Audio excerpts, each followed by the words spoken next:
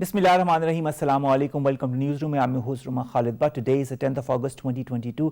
These are the stories that we'll be discussing in detail during the course of the show.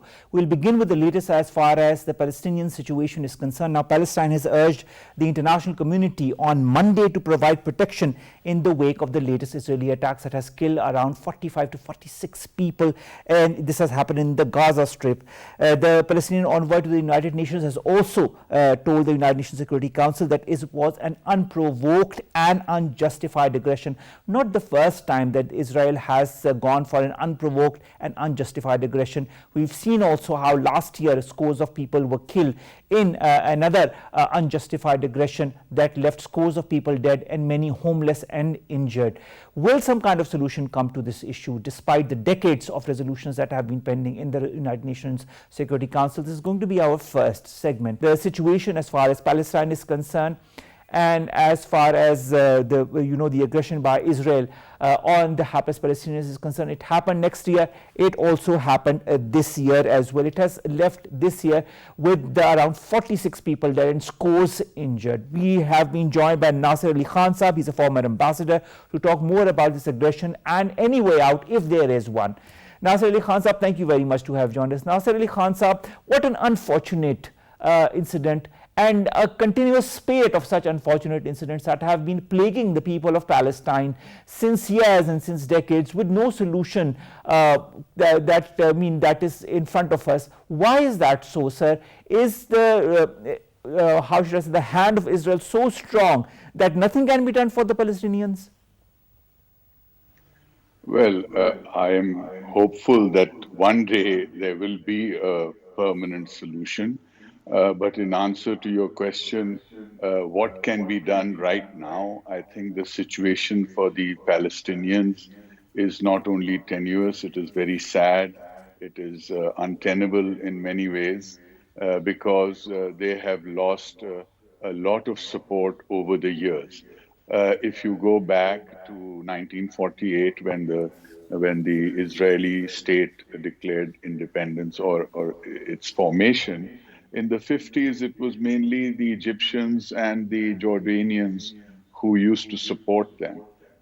After the 1967 war, Jordan lost the West Bank and the Egyptians lost the Gaza Strip.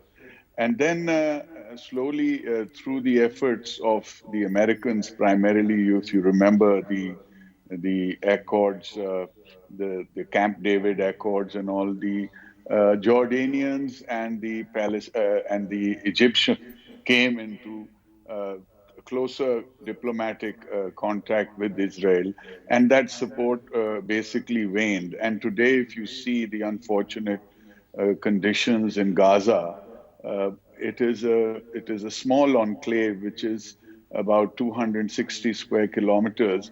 It's very densely populated. 1 square kilometer has about 10,000 people, but it is under a blockade. It is under a blockade which is actually, in which both Egypt and Israel participate.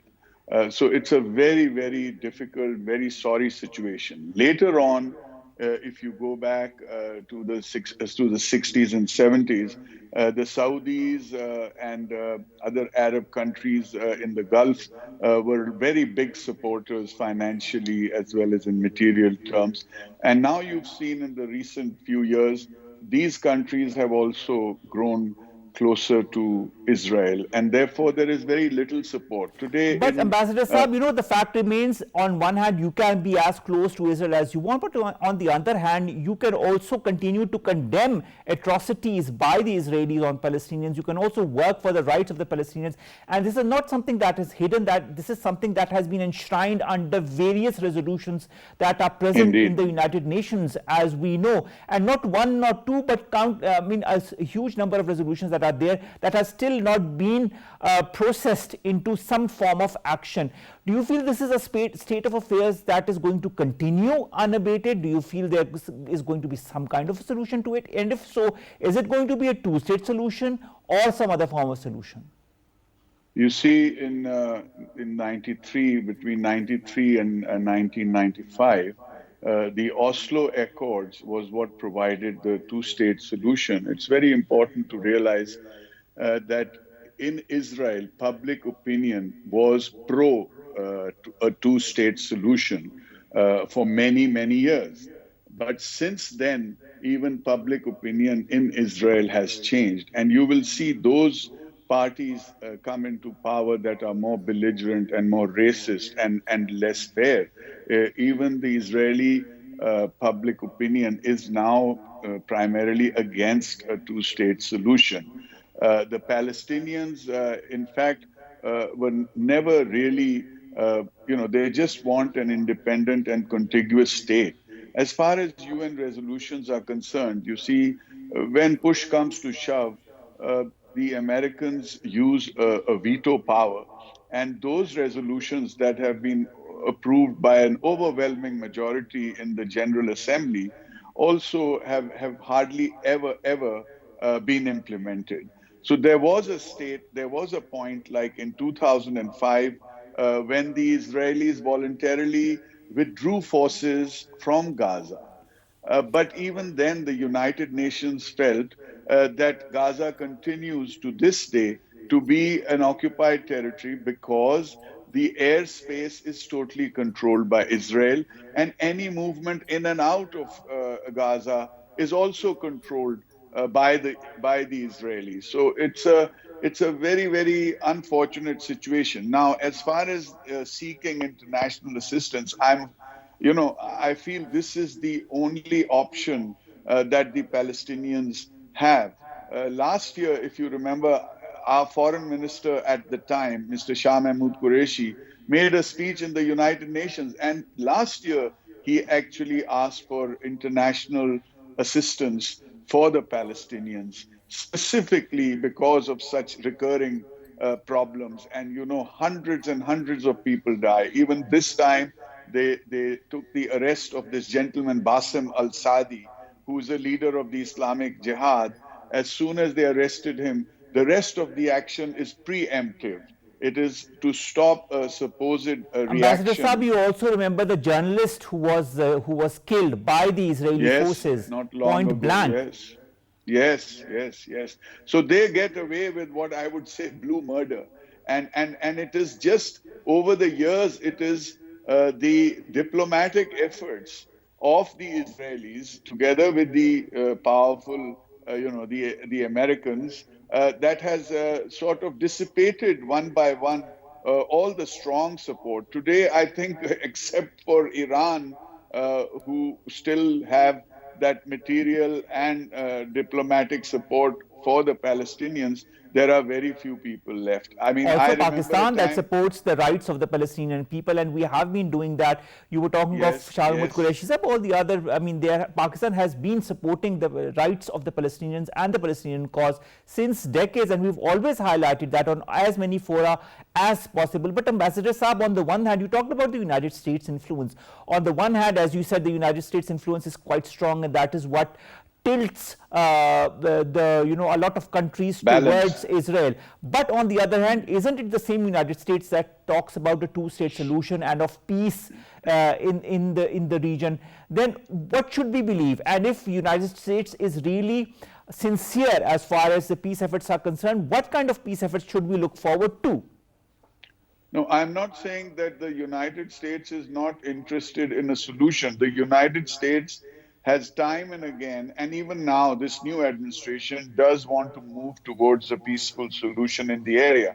All I'm saying is that even with the United States efforts, Israeli governments do not they actually violate these agreements very often. And when it comes time to ostracize them or chastise them, the Americans come to their rescue. So when push comes to shove, it is the Americans that always protect the Israelis, All because right. the political narrative or the political landscape in the United States, no party, in fact, hardly any politician can expect to survive without the support of the Israeli or Jewish lobby in the United States. All right.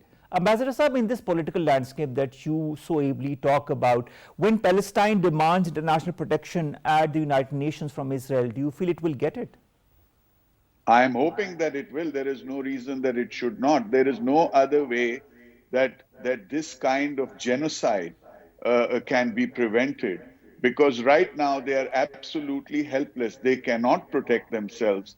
The action that some of the militants or some of the people who resist Israeli occupation is also sometimes provocative, but the reaction from the other side, sometimes it results in about 2,000, 2,600 deaths. In the last year, we had several hundred deaths. Now we've had 46. I think last year we had about 260 deaths. So, this just continues to happen. They don't seem to have any kind of protection. I'm talking about the civilians there, the innocent women, the children, the aged. They have absolutely no protection. So I'm hoping that the United States will also support this, and there is no reason I see that the United Nations would not want to do that. Ambassador Saab, you remember last year when scores of people were also killed, also in Gaza, also in a similar kind of an environment. We heard a lot of hue and cry from the international bodies, from the countries, and we were back to square one. Now again, we see exactly the same situation of around 46 people killed, scores injured, and again, a repeat of what we saw last year. Is this deliberate? Is this something to tell the Palestinians that, come what may, it is Israel that is going to have the upper hand? Or is it to have some other kind of agenda? Is it to deviate from the two-state solution that the US and other countries have also talked about and move towards a complete Israeli annihilation of Palestinian territories as well? What is your take, being a diplomat and understanding diplomacy and foreign relations? What do you feel is going to happen? Yeah, I think the solution will finally rest with Israeli public opinion. Once the Israelis, the people the Jews who live in Israel, the overwhelming majority of them will realize that having peace in the region is of utmost importance. That is when they will prevail upon their politicians to try to find a permanent peaceful solution, because it is quite baffling how a country which is so small and apparently surrounded by states that are hostile to it will continue to have conflict. However, right now, the public opinion in Israel seems to favor things like expansion of settlements, occupation, depriving the Palestinians of water, of basic human necessities. This all has to do with public opinion. You will see that over the years, leaders in Israel who have been more aggressive and belligerent and racist and actually want to conduct apartheid in the state have been elected again and again. So what does that tell you? It tells you that there's a large number of people in Israel who are still for the reason of expansion or of taking over whatever limited resources, especially water and land. These are the two resources that they want more and more. One day they will realize that living in constant conflict is really not in our interest, and that is where I hope that a permanent peaceful solution will be arrived at.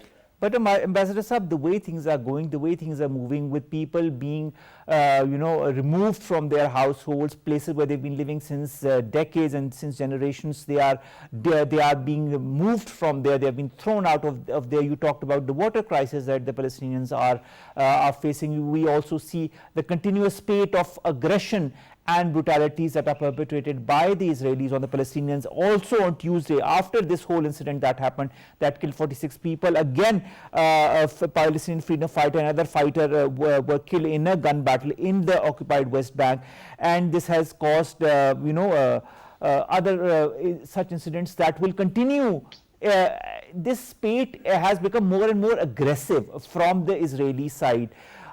You said that the Israelis at one time will repent on what they have been doing, and they might kind of, freeze the way they are moving forward as far as taking over the lands and the resources of the Palestinians are concerned. But if this continues unabated, do you feel the Palestinians will have some kind of a respite, some kind of a solution, some kind of shoulder to cry on, or to help them in this hour of need? Will the other Arab countries who are surrounding Israel also help them? Well, right now, as I see it, in material terms and in financial terms, there is little support. In terms of verbal support, there are many countries which do help them. Even diplomatically, unfortunately, the support seems to be dwindling. This has all got to do with the larger diplomatic initiatives or the larger diplomatic efforts that the Israelis and the Jewish lobbies are making. If you remember, there was a time when Yasser Arafat was so close to the Indians. Today, you have a much closer relationship between the Indians and the Israelis. There is this axis which is forming a bulwark against all people or all countries who might possibly be helping the Palestinians. However, I have to say, at the end of the day, there will be a time when people will realize that peace is in the benefit of everybody. There is no way that I can see a substantial support that will turn the tables. It's just that there are movements like the Islamic Jihad and Hamas that continue to be an irritant, and they do get support from somewhere. And there are attacks you see over the years, when there was the capture of this Israeli soldier, then there were 3 teenagers killed, and these kind of things, they have a very, very disproportionate and overwhelming response from the other side. But at the end of the day, these are basically resistance movements that continue to irritate them, and they might reach a point where the Israelis will be forced to not only come to the table, but actually look for a lasting peaceful settlement.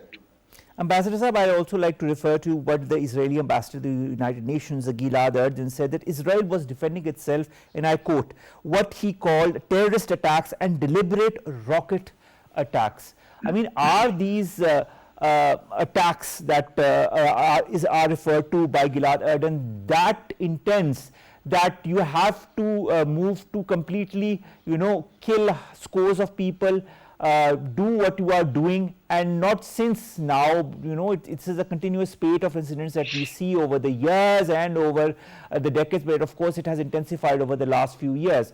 But do you feel this justifies the means? No, not at all. You must have heard of the Iron Dome.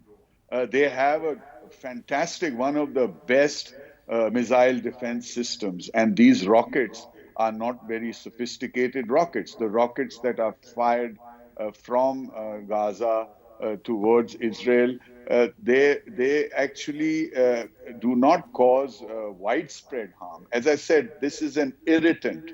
It's an irritant, and this is used as an excuse. It does not justify the response. What happened last Friday, there was no aggressive action from either the Islamic Jihad or Hamas or whoever.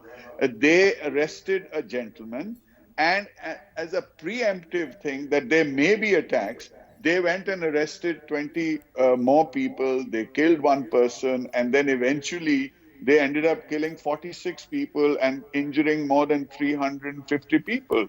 There was no aggression from this side, and it certainly does not justify the action or the reaction that you get from the Israelis. All right. Thank you very much, Nasir Ali Khan Sahab, former ambassador, to have joined us, to have talked to us about this very grave situation that the people of Palestine are confronted with, not since now but since quite some time.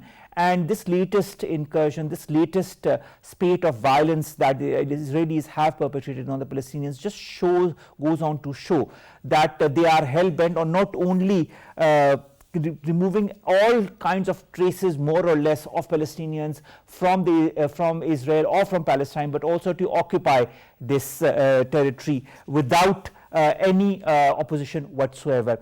We will end today's newsroom, but before that we would like to pay homage to a beautiful lady. She was associated with Pakistan television since the last 2 decades. Her name was Rifat Nasir. She was also head of our channel PTV World for some time. She has passed away today. Our condolences go to her family, and all we can say is we pray for that her soul rests in eternal peace. With that, we come to an end of today's newsroom. We'll see you inshallah tomorrow. Allah Hafiz.